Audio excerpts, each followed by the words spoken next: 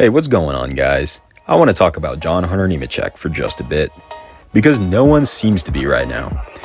This guy is the poster child for a journeyman driver with one of the oddest paths to cup stardom, or at least semi-stardom. I don't want to jump the gun on this one, but genuinely, JHN is very quietly lighting up the sky right now.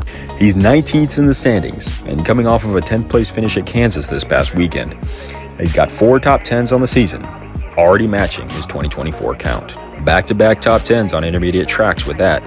And that makes for an 18.2 average finish, up from 25.4 last year. That may not be much, but compared to Erik Jones, and I'll put the stats up now, it's quite drastic. Now, I'm a huge Erik Jones believer. When he won the Southern 500, it was nearly the happiest day of my life. But Jones is not some kid anymore. He's a steel-eyed veteran. And for a few years, it's been easy to blame Legacy Motor Club's equipment, the lame duck season there in 2023, and Erik Jones' back injury on top of that.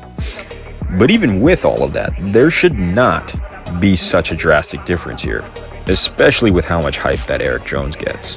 I mean, a lot of people say Jones doesn't have fans. Oh, Erik Jones has got some fans. And I'm not saying JHN is carrying a Legacy Motor Club, or that he's some kind of prodigy. All I mean to say is look out, because he's doing some great things with those cars. Legacy is not really leading laps or contending or anything like that, but they're really going places, showing that taking crucial steps back can be a path to stepping forward, especially when it comes to going to Toyota and not taking Joe Gibbs Racing assistance. And speaking of going back to take a step forward, that's something Nemechek knows a heck of a lot about. He started his career on a good note in the 36 car back in 2019.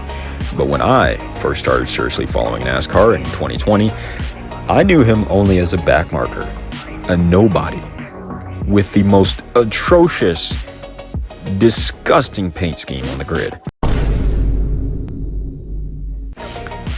But after that, he dropped back to the Truck Series, setting the series alight and pretty much only losing the championship due to a cut tire.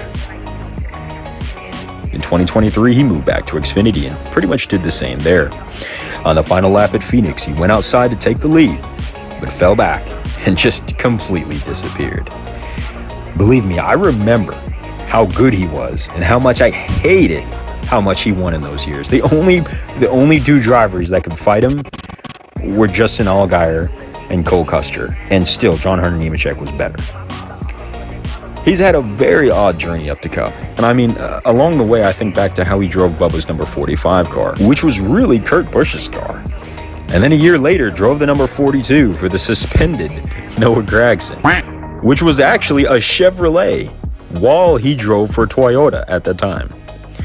JHN is a rising star, and even if he never passes the eye test, I think he's worth watching, and apparently his 1.41 million subscribers on YouTube think so too. My man knows how to work the algorithm. I am now a John Hunter Nemechek believer. A lot of people compare JHN to Harrison Burton, but personally, Nemechek's in a completely different league. But anyways, I just wanted to talk a little bit about a driver not many are talking about.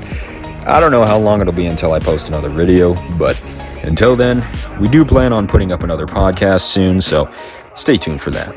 Thanks for watching. Now don't mind me as I go tend to my collection of merch from the greatest driver of all time, Ty Dillon.